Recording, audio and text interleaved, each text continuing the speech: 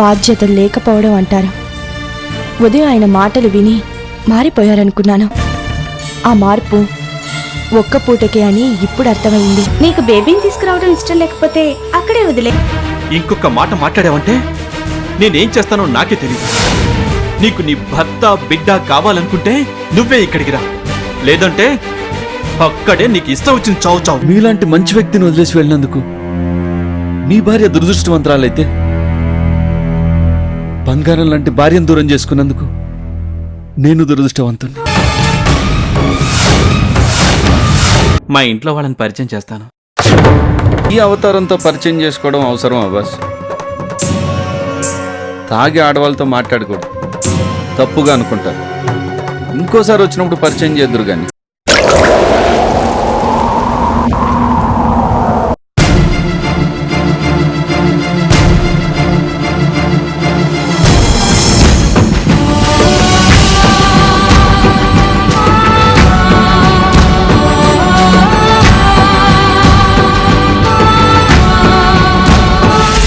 ఆగండి.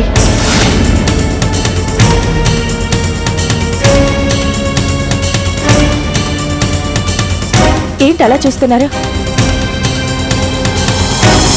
పాప ఎలా ఇంటికొచ్చిందనా? మీ అదృష్టం బాగుంది కాబట్టి ఒక పోలీస్ ఇన్స్పెక్టర్ కంట్లో పడి క్షేమంగా ఇంటికొచ్చింది. లేకపోయి ఉంటే ఈ పాటికి ఏమై ఉండేదో. అయినా మీకు కొంచెం కూడా బాధ్యత లేదా? పాపను స్కూల్ నుంచి తీసుకొస్తానన్నారు, తీసుకురాకుండా ఎక్కడ మందు తాక్కుంటూ కూర్చుంటారా?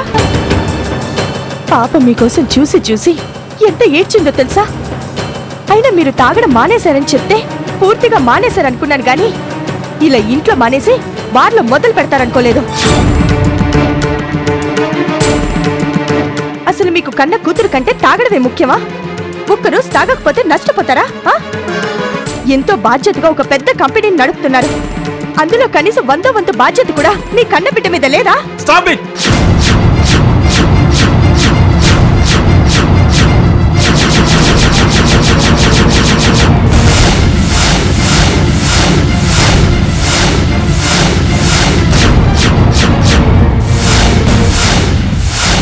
ఆపుతావా? చాలు, నీ క్లాస్ వినే ఓపిక నాకు లేదు.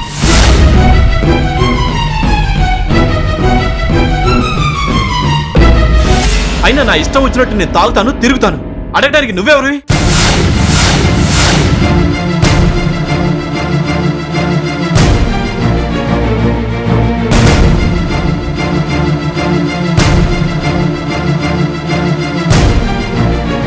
నా కూతుర్ని స్కూల్ దగ్గర కాకపోతే అడవిలో వదిలేసి వస్తాను. మధ్యలో నీకెందుకు?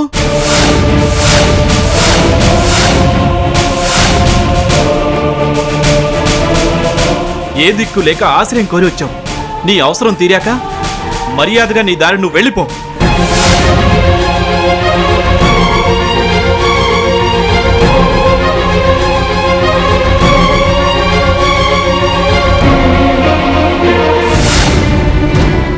అంతేగాని నీకు సంబంధం లేని విషయాలు తలదూర్చావంటే మర్యాద దక్కదు.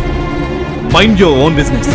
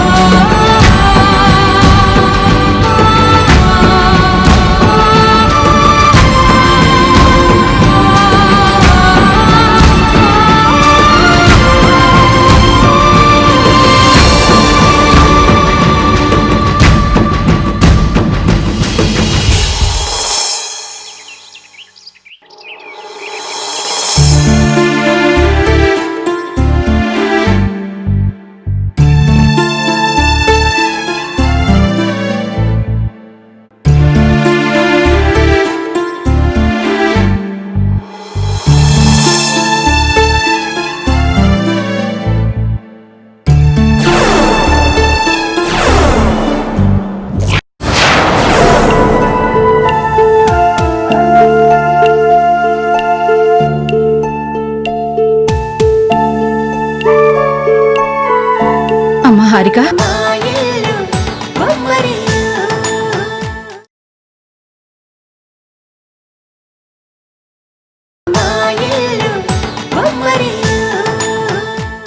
అమ్మ హారిక,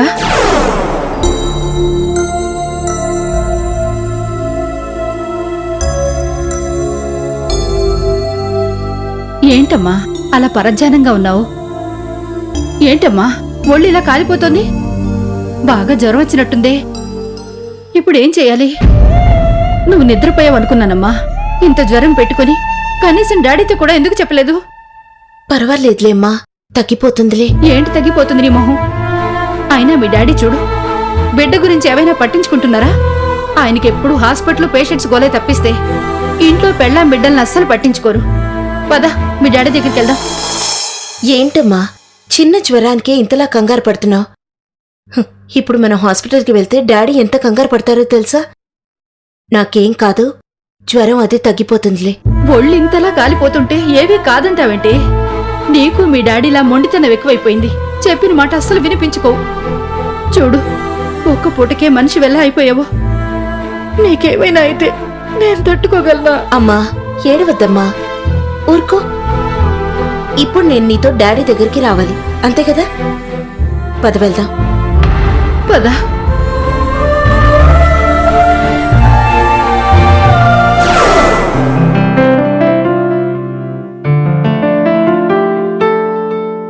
ఓ స్పెషల్ టెస్ట్ రాసిస్తాను, అది చేయించుకొని తీసుకొచ్చి నన్ను కలువు.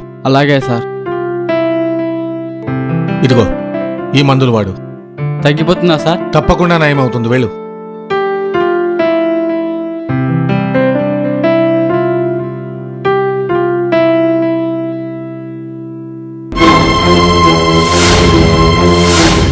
ఏమైంది? ఎందుకు ఇలా వచ్చారు? ఫోన్ చేస్తే నేనే వచ్చుండేవాణ్ణి కదా.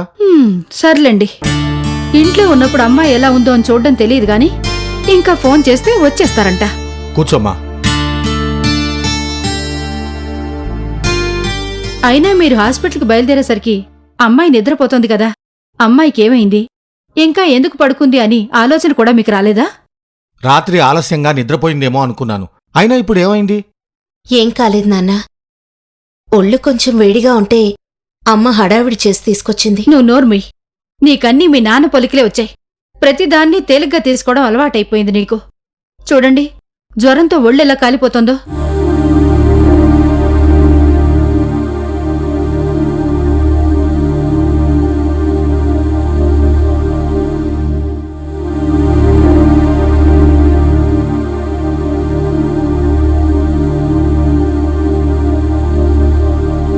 ఏం కాదు, ఒక ఇంజెక్షన్ ఇస్తే తగ్గిపోతుంది.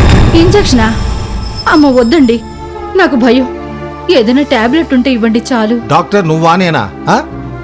ఇంజెక్షన్ ఇవ్వాలో టాబ్లెట్ ఇవ్వాలో నాకు బాగా తెలుసు. నువ్వు కొద్దిసేపు మాట్లాడకుండా కూర్చో.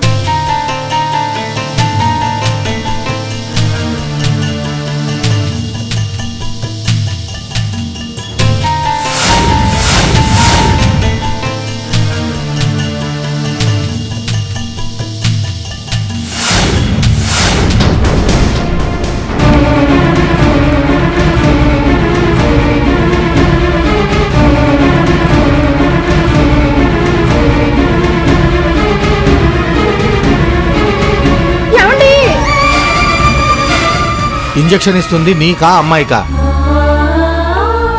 నువ్వెందుకే అరుస్తావు? నువ్వు ఇక్కడే ఉంటే ఇంజెక్షన్ చెయ్యనివ్వవు గాని కాసేపు బయటికెళ్ళు. నేనెళ్ళను. ఇంజెక్షనే కదమ్మా, పెద్ద నొప్పే ఉండదులే.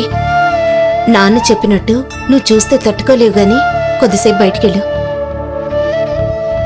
వెళ్ళమ్మా.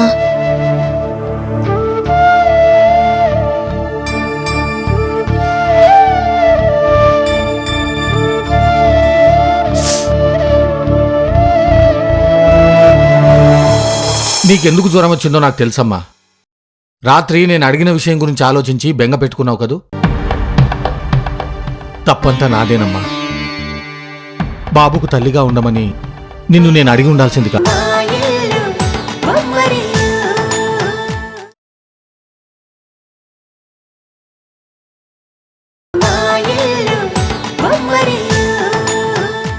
బాబుకు తల్లిగా ఉండమని నిన్ను నేను అడిగి ఉండాల్సింది కాదు. మీరు అడగడంలో తప్పలేదు నాన్న. ఆ పసిబిడ్డ పరిస్థితి తెలిసిన వాళ్ళెవరైనా మీలాగే ఆలోచిస్తారు. మీరు చెప్పిన తర్వాత బాబు గురించి ఆలోచిస్తే చాలా బాధ కలిగింది. కానీ ఆ తర్వాత జరిగే పరిణామాల గురించి ఆలోచిస్తేనే భయమేస్తోంది. నీ ఆలోచన కరెక్టేనమ్మా. నాకు నా మనవడి ఏడుపు వినిపించిందే కానీ తర్వాత నువ్వు ఎదుర్కోబోయే సమస్యలు నాకు కనిపించలేదు. నీకు సమస్య కలిగించే నిర్ణయం ఏది నువ్వు తీసుకోవాల్సిన అవసరం లేదమ్మా. బాబు గురించి ఏ నిర్ణయం తీసుకోవాలో నేను తర్వాత ఆలోచిస్తాను. అయిపోయిందా? ఒక టాబ్లెట్ ఇస్తే సరిపోయేదానికి ఇంజెక్షన్ చేశారు. అయినా ఒక ఇంజెక్షన్ చేసి జ్వరం తగ్గించడం కాదు, అసలు జ్వరం రావడానికి కారణం ఏంటో ఆలోచించండి.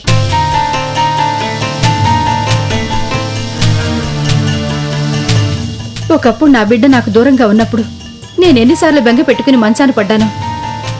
ఇప్పుడు నా కూతురు పరిస్థితి కూడా అలాగే తయారవుతోంది. దాని బిడ్డ దాని దగ్గరుంటే ఇలా బెంగ పెట్టుకుని జ్వరం ఎందుకు తెచ్చుకుంటుంది? నా మనవణ్ణి ఇదిగో తీసుకొస్తాను అదిగో తీసుకొస్తాను అని కబుర్లు చెప్పడమే గాని తీసుకురావడానికి కనీసం ఒక్క ప్రయత్నమైనా చేశారా? రాజేశ్వరి, నా ప్రయత్నాలు నేను చేస్తూనే ఉన్నాను. అయినా ఇది హాస్పిటల్. నేను ఇంటికొచ్చాక అన్ని విషయాలు తీరిగ్గా మాట్లాడుకోవచ్చు. ముందు అమ్మాయిని తీసుకొని ఇంటికెళ్ళు. ఇదిగో ఈ టాబ్లెట్ అమ్మాయి కాఫీతో ఇవ్వు. పదమ్మా. ఏమన్నా అంటే ఏదో ఒకటి చెప్పి తప్పించుకోవడం మీ నాన్నకి బాగా అలవాటైపోయింది. ముందు బాబుని తీసుకురాని, అప్పుడు చెప్దాం. పదమ్మా.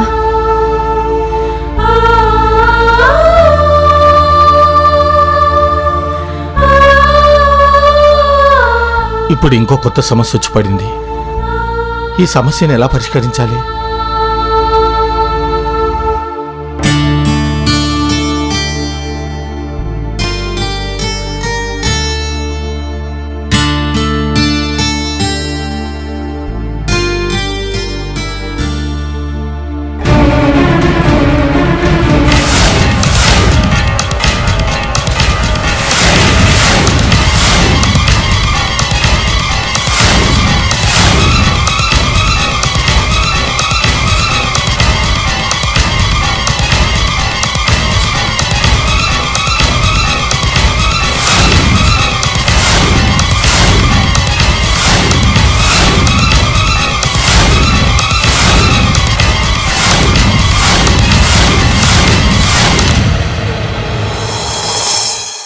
ఇప్పటికైనా నీకు అర్థమైందా?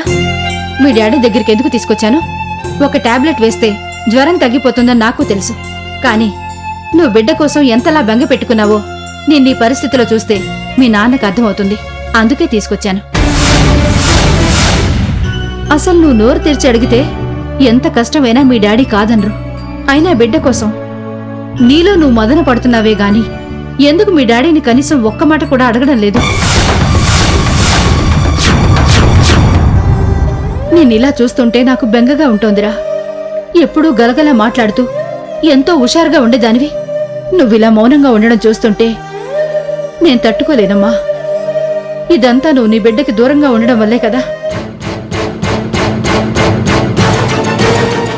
ఏయ్, ఎంతసేపు ఎలా మౌనంగా ఉంటావు?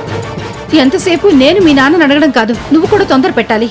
అప్పుడే తొందరగా మీ నాన్న నీ బిడ్డను తీసుకొచ్చే ఏర్పాట్లు చేస్తారు. ఈసారి మీ నాన్న నువ్వు అడుగుతావు కదూ?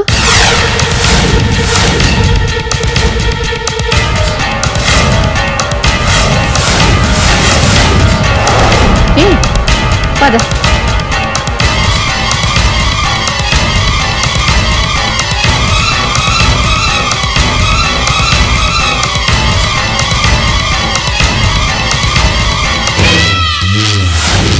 అమ్మ నా పెళ్ళామా, మొగుడు మోసం చేసినందుకు మూసీ నదిలో పడి చేస్తావనుకుంటే ఇంకా బతికే ఉన్నావా? పైగా ఖరీదైన కారు, రిచ్ గెటప్పు, మొత్తం సెటప్పే వెరైటీగా ఉంది. లాభం లేదు, నీ కథ ఏంటో తెలుసుకోవాల్సిందే.